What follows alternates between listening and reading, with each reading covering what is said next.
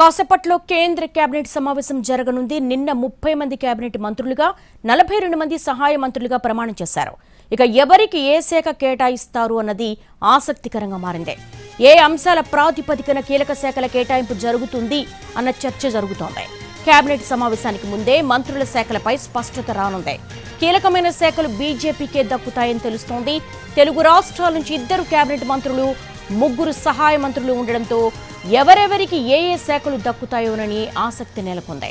ప్రస్తుతం తెలుగు రాష్ట్రాలకు సంబంధించి ప్రాధాన్యతా శాఖలు దక్కుతాయా లేదా అన్న ఒక ఉత్కంఠ అయితే కొనసాగుతోంది. ఏపీ, తెలంగాణకు కలిపి మొత్తం 5 కేబినెట్ పదవులు లభించాయి. అయితే కాసేపట్లో కేంద్ర కేబినెట్ సమావేశానికి సంబంధించి కూడా డీటెయిల్స్ చూస్తున్నాం. నిన్న 30 మంది కేబినెట్ మంత్రులుగా 42 మంది సహాయ మంత్రులుగా ప్రమాణం చేశారు.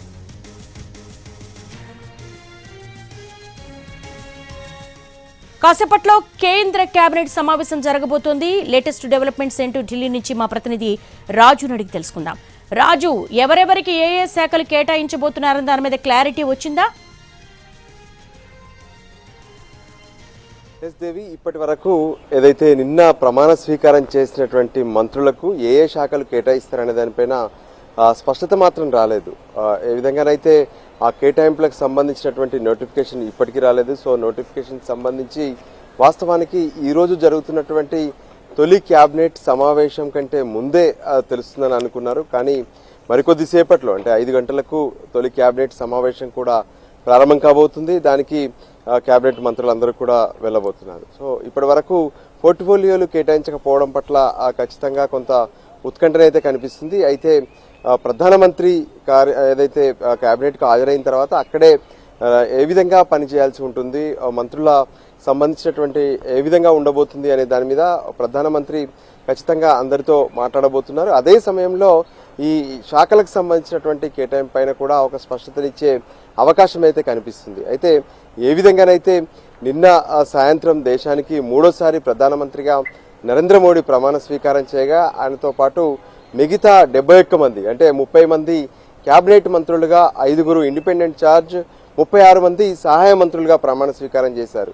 సో ఎవరికి ఈ అవకాశం దక్కబోతుందనే దాని మీద ఇప్పుడు దేశవ్యాప్తంగా కూడా ఆసక్తికరమైనటువంటి ఉత్కంఠ కనిపిస్తుంది. ఎందుకంటే ఈసారి ఏర్పడింది ఒకవైపు ఎన్డీఏ సర్కార్ అయినప్పటికీ కూడా ఎక్కువ మంది మంత్రులుగా బీజేపీ వాళ్లే ప్రమాణ స్వీకారం చేశారు. అయితే గత ప్రభుత్వంలో ఏ విధంగానైతే పనిచేసినటువంటి సీనియర్ మంత్రులు ఉన్నారో వాళ్ళలో దాదాపు చాలా మంది ఈసారి కూడా కంటిన్యూ అవుతున్నారు. ముఖ్యంగా చూసినట్లయితే రాజ్నాథ్ సింగ్, అమిత్ షా, దాంతోపాటు నితిన్ గడ్కరీ, మిగతా అశ్విని వైష్ణవ్, ఈ విధంగా నిర్మలా సీతారామన్, చాలా మంది మంత్రులు కూడా ఉన్నారు. సో ఆ మంత్రులకు ఏ విధంగానైతే గత ప్రభుత్వంలో పనిచేసినటువంటి శాఖలే కేటాయిస్తారా అంటే ఆర్థిక మంత్రిగా నిర్మలా సీతారామన్ పనిచేశారు. సో ఈ సర్కార్లో మరి నిర్మలా సీతారామన్ కు ఆర్థిక శాఖ ఇస్తారా? రక్షణ శాఖ రాజ్నాథ్ సింగ్ వ్యవహరించారు, రాజ్నాథ్ సింగ్ కు మళ్ళీ రక్షణ శాఖ ఇస్తారా? అమిత్ షా కేంద్ర హోంశాఖ మంత్రిగా ఉన్నారు. సో ఈ విధంగా దీనిపైన మాత్రం ఆసక్తికరమైనటువంటి చర్చ జరుగుతుంది. అయితే ఇప్పటి వరకు ప్రధానమంత్రి కార్యాలయం నుంచి కానీ ఎటువంటి దీనిపైన స్పష్టతనివ్వలేదు. సో ఖచ్చితంగా ఇప్పుడు కేబినెట్ సమావేశంలోనే దీనిపై స్పష్టత వచ్చే అవకాశం అయితే కనిపిస్తుంది. ఇక మరోవైపు ఏదైతే ఇప్పటి వరకు అంటే తెలుగు రాష్ట్రాలకు సంబంధించి కూడా ప్రత్యేకంగా 2 కేంద్ర మంత్రి పదవులు, దాంతోపాటు 3 సహాయ మంత్రి పదవులు కూడా దక్కాయి. అందులో కేంద్ర మంత్రులుగా కిషన్ రెడ్డి, రామ్మోహన్ నాయుడు, మరోపక్క సహాయ మంత్రులుగా బండి సంజయ్, పెమ్మసాని చంద్రశేఖర్, శ్రీనివాస్ వర్మ, ఈ 3 సహాయ మంత్రులుగా ఉండడంతో ఎవరికి ఏ శాఖ కేటాయించబోతున్నారనే దాని మీద ప్రత్యేకమైనటువంటి ఆసక్తికరమైనటువంటి చర్చ తెలుగు రాష్ట్రాల్లో కూడా జరుగుతుంది. ముఖ్యంగా రామ్మోహన్ నాయుడుకు రైల్వే శాఖ లేదంటే ఏ విధంగానైతే అటు పోలవరం ప్రాజెక్టుకు సంబంధించి ఆంధ్రప్రదేశ్లో చాలా కీలకం కాబట్టి ఖచ్చితంగా జలశక్తి శాఖ వస్తుందని చెప్పి కూడా కొంతమంది చర్చలు జరుపుతుంటే, మరోపక్క అమరావతి నిర్మాణం కావాలంటే అర్బన్ డెవలప్మెంట్ శాఖ అయితేనే సరైందంటూ కూడా చర్చ జరుగుతూనే ఉంది. కానీ దీనిపైన ప్రధానమంత్రి కార్యాలయం నుంచో స్పష్టత రావాల్సి ఉంటుంది. మరోపక్క రెండోసారి కేంద్ర కేబినెట్ లో కిషన్ రెడ్డి కంటిన్యూ అవుతున్నారు. సో సీనియర్ మంత్రిగా కిషన్ రెడ్డికి కూడా ఏ శాఖ అప్పగించబోతున్నారు? తను ఇదివరకు ఉన్నటువంటి టూరిజం, ఈశాన్య రాష్ట్రాలు, డోనర్కి సంబంధించినటువంటి శాఖల్లో కంటిన్యూ అవుతారా, లేదంటే మరో కొత్త శాఖలే కిషన్ రెడ్డికి కేటాయించబోతున్నారనే దాని మీద కూడా చర్చ జరుగుతుంది. సో మరికొద్ది సేపట్లో ప్రారంభమయ్యేటటువంటి కేబినెట్ సమావేశంలో ఒక పక్క అంటే ఇప్పటికే ఈరోజు చూస్తున్నాము ఉదయం దేశ ప్రధానిగా మూడోసారి బాధ్యతలు చేపట్టినటువంటి నరేంద్ర మోడీ ప్రత్యేకంగా కిసాన్ యోజనకు సంబంధించినటువంటి నిధులను కూడా విడుదల చేస్తూ తొలి సంతకం చేశారు. సో ఇప్పుడు జరిగేటటువంటి కేబినెట్ సమావేశంలోనూ పలు కీలక అంశాలపైన చర్చ జరిగే అవకాశం కనిపిస్తుంది. ముఖ్యంగా ఇప్పుడు ఇక ఏ విధంగానైతే అంటే ప్రభుత్వాన్ని ఏర్పాటు చేయడం, ఆ తర్వాత కేబినెట్ కూర్పు జరిగిపోయింది. ఇప్పుడు మిగిలింది పార్లమెంటు సంబంధించినటువంటి వ్యవహారాలు, పార్లమెంటు సమావేశాలు ఎప్పటి నుంచి నిర్వహించాలి, ఏంటి, వాటికి సంబంధించినటువంటి షెడ్యూల్ను ఫైనల్ చేయడం కూడా కేంద్ర కేబినెట్ చేస్తుంది.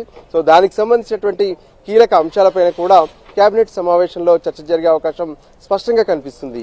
దేవి, అంటే రాజు, గతంలో ఎప్పుడైనా కేబినెట్ బెర్తులు దక్కిన వాళ్ళకి కీలకమైన శాఖలు ఇప్పుడు ఎక్స్పెక్ట్ చేస్తున్న జలవనరులు కావచ్చు, అర్బన్ డెవలప్మెంట్ కావచ్చు, అలా వచ్చిన వాళ్ళు ఉన్నారా తెలుగు రాష్ట్రాల్లో?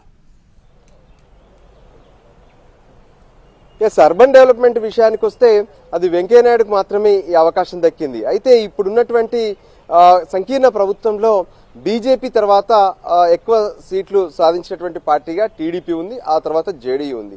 సో టీడీపీకి ఇచ్చినటువంటి ఒక ఏదైతే మెయిన్ కేబినెట్ మంత్రిగా రామ్మోహన్ నాయుడు ఉంటే, మిగతా ఇంకొకటి ఏ విధంగానైతే సహాయ మంత్రిగా ఉన్నారు. సో ఉన్నటువంటి ఆ ఒక్క కేబినెట్ అనేది ఖచ్చితంగా ప్రాధాన్యత ఉన్నటువంటి పదవి మాత్రమే దక్కుతుందనే దాని మీద చర్చ జరుగుతుంది. అయితే ఏదైనా సరే ఇప్పుడు ప్రధానమంత్రి మోడీ కార్యాలయం నుంచి వచ్చేటటువంటి సమాచారాన్ని బట్టి మాత్రమే ఆధారపడి ఉంటుంది. సో ఇప్పటి వరకు మరి ఏ శాఖలు కేటాయిస్తారు ఏంది అనే దాని మీద అటు కొత్తగా ప్రమాణ స్వీకారం చేసినటువంటి మంత్రులతో పాటు వాళ్ళ అనుచరులు, మిగతా దేశ ప్రజలందరూ కూడా ఆసక్తిగా ఎదురు చూస్తున్నారు. అంటే కేబినెట్ కూర్పు అనేది జరిగిపోయింది. కేబినెట్లో మోడీతో పాటు మిగతా 71 మంది ప్రమాణ స్వీకారం కూడా చేశారు. సో ఎవరెవరికి ఏ శాఖలు కేటాయించబోతున్నారు, దానికి సంబంధించినటువంటి ప్రాధాన్యతలు ఎలా ఉండబోతున్నాయి, అంటే ఎన్డీఏ పార్టీలకు సంబంధించినటువంటి వాళ్లకు కీలక ప్రాధాన్యత ఇచ్చేటటువంటి పోస్టులు ఉంటాయా, దాంతోపాటు పార్టీలో సీనియర్లుగా మళ్ళీ కంటిన్యూ అవుతున్నటువంటి వాళ్లకు అదే పోస్టులు కంటిన్యూ చేస్తారా,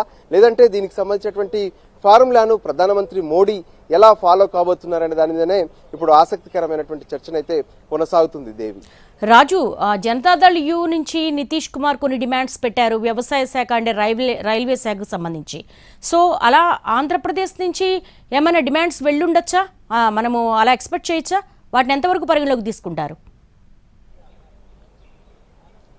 ఎస్, వాస్తవానికి సంకీర్ణ ప్రభుత్వంలో ఎన్ని మంత్రి పదవులు లేదంటే ఏ పోర్ట్ఫోలియోలు ఇవ్వాల్సి ఉంటుందనే దాని మీద ఎప్పుడైతే గత అంటే 2 రోజుల క్రితమే సుదీర్ఘ కసరత్ అనేది బీజేపీ చేసింది. ముఖ్యంగా బీజేపీలో ఉన్నటువంటి బీజేపీ జాతీయ అధ్యక్షుడు జేపీ నడ్డా, రాజ్నాథ్ సింగ్, దాంతోపాటు అమిత్ షా, ఈ ముగ్గురు కలిసి ఎన్డీఏ కూటమిలోని పార్టీల ముఖ్య నేతలతో సంప్రదింపులు జరిపారు.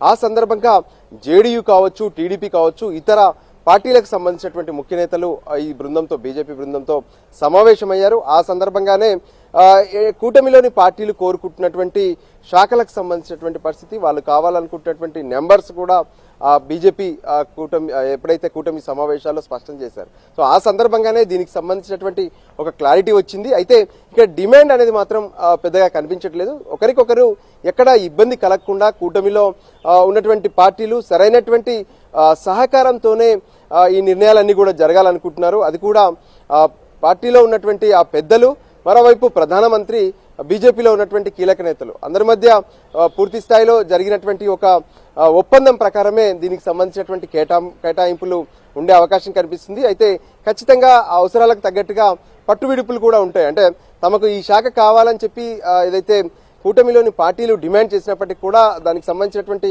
ప్రాధాన్యతలు కావచ్చు, వాళ్ళ వద్ద ఉన్నటువంటి ప్రధాన పోర్ట్ఫోలియోలకు సంబంధించినటువంటి వ్యవహారంలో కొంత బీజేపీ తమ పార్టీలో ఉన్నటువంటి ఇప్పుడు సీనియర్ మంత్రులుగా ఎవరైతే కంటిన్యూ అవుతున్నారో వాళ్ళకే ఇచ్చే అవకాశం కనిపిస్తుంది. ఎందుకంటే రక్షణ శాఖ కావచ్చు, కేంద్ర హోంశాఖ కావచ్చు, ఆర్థిక శాఖ కావచ్చు, రోడ్స్ అండ్ ట్రాన్స్పోర్ట్స్, ఇట్లాంటి ఇంపార్టెంట్ శాఖలు ఏవైతే ఉన్నాయో అవన్నీ కూడా బీజేపీ తన వద్దే పెట్టుకొని మిగతా మరికొన్ని శాఖలను ఏదైతే ఎన్డీఏ కూటమిలో ఉన్నటువంటి ఇతర పార్టీలకు కేటాయించే అవకాశం అయితే స్పష్టంగా కనిపిస్తుంది. అంటే రాజు, ఎలా చూడొచ్చు అంటే సంకీర్ణ ప్రభుత్వంలో కీలక భాగస్వామిగా ఉండి ఆంధ్రప్రదేశ్లో టీడీపీకి 16 మంది ఎంపీలు ఉన్నారు. మొదట 4 ఎంపీలకు కలిపి ఒక కేబినెట్ పదవి అన్నారు, కానీ ఇప్పుడు ఒక కేబినెట్ మంత్రి పదవి అలాగే సహాయ మంత్రి పదవి వచ్చింది. ఎలా చూడాలి అసలు ఇది?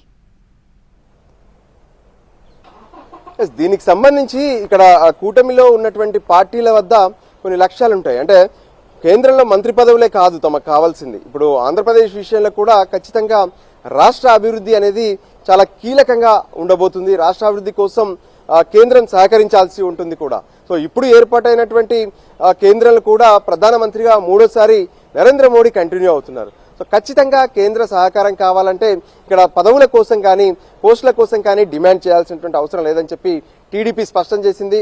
దానికి అనుగుణంగానే రాష్ట్ర అభివృద్ధి కోసమే తమ ప్రయత్నం ఉంటుంది అనే విషయాన్ని కూడా స్పష్టం చేశారు. అందులో భాగంగానే పోస్టులు అనేది కీలకం కాదు, ఏ విధంగానైతే రాష్ట్ర అభివృద్ధి అని చెప్తూనే మరోపక్క విస్తరణకు కూడా అవకాశం ఉంటుంది. సో విస్తరణ సందర్భంగా కూడా దీనికి సంబంధించి మరింత స్పష్టత వచ్చే అవకాశం ఉంటుంది. అంతేకాదు మరోపక్క ఏదైతే లోక్సభలో మరికొన్ని కూడా ఉంటాయి, ఏ విధంగానైతే స్పీకర్ కావచ్చు లేదంటే డిప్యూటీ స్పీకర్, ఈ విధంగా మరికొన్ని పదవులు కూడా లభించే అవకాశం ఉంటుంది. సో దానికి సంబంధించి ఇంటర్నల్ గా పూర్తి స్థాయి చర్చలు జరిగాయి. ఒకరికొకరికి ఇబ్బందులు లేని విధంగా వాళ్ళ ఒప్పందం జరిగింది కాబట్టి దానికి అనుగుణంగానే ఇప్పుడు ఎన్డీఏ కూటమి పార్టీలతో కలిసి బీజేపీ కేంద్రంలో సంకీర్ణ ప్రభుత్వం ఏర్పాటు చేసింది. అదే ఒప్పందంలో భాగంగానే కేంద్రంలో మంత్రి పదవులను కేటాయించడం, శాఖల కేటాయింపులు కూడా దానికి అనుగుణంగానే జరిగే అవకాశం స్పష్టంగా కనిపిస్తుంది. అలాగే ఆంధ్రప్రదేశ్ కు సంబంధించి బీజేపీ రాష్ట్ర అధ్యక్షురాలుగా ఉన్నారు పురంధరేశ్వరి. మొదట్లో ఆమెకు కేంద్ర మంత్రి పదవి వస్తుందని ఎక్స్పెక్ట్ చేశారు, కానీ ఆమెని స్పీకర్ గా పరిమితం చేస్తారు అనే స్పెక్యులేషన్స్ నడుస్తున్నాయి. ఏ విధంగా చూడాలి? సీనియారిటీ పరంగా చూస్తే ఆమె గతంలో అనేక కేంద్ర మంత్రి పదవులు ఆమె అధిరోహించారు. ఏంటి ఏ క్రైటీరియా పరంగా స్పీకర్ పదవికి ఆమెను నామినేట్ చేస్తున్నారు? ఇప్పటి వరకు ఎక్కడా కూడా ఏదైతే పురంధేశ్వరిని స్పీకర్ గా అనౌన్స్ చేస్తున్నామనే ఆలోచన పైన అధికారికంగా ఎవరూ సమాచారం ఇవ్వలేదు. బీజేపీకి సంబంధించినటువంటి నేతలు కావచ్చు, మరోపక్క ఏదైతే ఎన్డీఏ కూటమిలో ఉన్నటువంటి పార్టీలు. అయితే ఇక్కడ చర్చకు రావడానికి గల ప్రధాన కారణం ఏపీలో బీజేపీ గెలిచినప్పటికి కూడా, అంటే పురంధేశ్వరి గెలిచినప్పటికి కూడా అక్కడ శ్రీనివాస్ వర్మకు సహాయ మంత్రిగా అవకాశం కల్పించారు, నరసాపురం ఎంపీ. సో పురంధేశ్వరికి ఎటువంటి బాధ్యతలు అప్పగించబోతున్నారనే దాని మీద ప్రధానంగా చర్చకు వచ్చినప్పుడు లోక్సభలో ఏ విధంగానైతే అంటే గతంలో ఉన్నటువంటి కొన్ని రికార్డ్స్ ను బీజేపీ ఎప్పటికప్పుడు మారుస్తూ వస్తుంది. అంటే ఏ విధంగానైతే రాష్ట్రపతి ద్రౌపది ముర్ముకు సంబంధించినటువంటి నియామకం సందర్భంగా కావచ్చు, ఎన్నిక సందర్భంగా కావచ్చు, ఆ తర్వాత జరిగినటువంటి మరికొన్ని అంశాల విధంగా. సో అదేవిధంగా ఈసారి లోక్సభలో కూడా స్పీకర్ గా మహిళకు అవకాశం ఇస్తున్నటువంటి ఒక చర్చ మొదలైనప్పుడు ఖచ్చితంగా ఇక్కడ బీజేపీ నుంచి ఆంధ్రప్రదేశ్లో గెలిచినటువంటి పురంధేశ్వరికే ఈ అవకాశం ఉంటుందనే దాని మీద కూడా చర్చ జరుగుతుంది. అయితే దీనిపైన ఇప్పటి వరకు ఎటువంటి స్పష్టత లేదు. ఎందుకంటే ముందుగా పార్లమెంట్ సమావేశాలకు సంబంధించినటువంటి ఒక నిర్ణయాన్ని, అంటే ఆ డేట్స్ కు సంబంధించినటువంటి అంశం పైన కేంద్ర కేబినెట్ నిర్ణయం తీసుకుంటుంది. అందులో మొదటి 2-3 రోజులు ప్రోటెం స్పీకర్ ద్వారా ఎవరైతే ఎన్నికైనటువంటి ఎంపీలందరూ కూడా ప్రమాణ స్వీకారం చేస్తారు సభలో, లోక్సభలో. ఆ తర్వాత ఒకరోజు కొత్తగా ఎవరైతే ప్రమాణ స్వీకారం చేసినటువంటి ఉభయ సభలను ఉద్దేశించి ప్రత్యేకంగా రాష్ట్రపతి ద్రౌపది ముర్ము ప్రసంగం ఉంటుంది. ఆ తర్వాత స్పీకర్ ఎన్నిక కూడా ఉంటుంది. సో దీనికి కొంత టైం అయితే ఉంది, దానికి కావాల్సినటువంటి సమయం కూడా ఉంది. దానికి అనుగుణంగానే బీజేపీ ఎన్డీఏ పార్టీలతో కలిసి ఎవరిని స్పీకర్ గా పెట్టాలి, ఎందుకంటే ప్రతిపక్షం కూడా ఈసారి స్ట్రాంగ్ గా కనిపిస్తుంది. సో వాళ్ళందరినీ కూడా హ్యాండిల్ చేయాలి. సభను సజావుగా నడపాలంటే సరైనటువంటి అనుభవంతో పాటు చాకచక్యం ఉన్నటువంటి సభ్యులకే ఇటువంటి అవకాశం కల్పిస్తారు. దానికి అనుగుణంగానే దానికి సంబంధించినటువంటి చర్చ కూడా ప్రత్యేకంగా కొనసాగుతున్నటువంటి పరిస్థితి స్పష్టంగా కనిపిస్తుంది. All right, thanks for the live updates Raju. కాసేపట్లో కేంద్ర మంత్రివర్గ సమావేశం జరగబోతోంది. తెలుగు రాష్ట్రాల నుంచి 2 కేబినెట్ మంత్రులు, 3 సహాయ మంత్రులు ఉండడంతో ఎవరికి ఏ శాఖలు దక్కుతాయో అని సర్వత్రా ఉత్కంఠ రేగుతోంది. హోం, ఆర్థిక, రక్షణ వంటి కీలక శాఖలు బీజేపీ నేతలకేనని ప్రచారం జరుగుతున్న తరుణంలో మరి తెలుగు రాష్ట్రాలకు ప్రయారిటీ ఉన్నటువంటి శాఖలు దక్కుతాయా అని అందరూ కూడా చాలా ఉత్కంఠగా ఎదురు చూస్తున్నారు.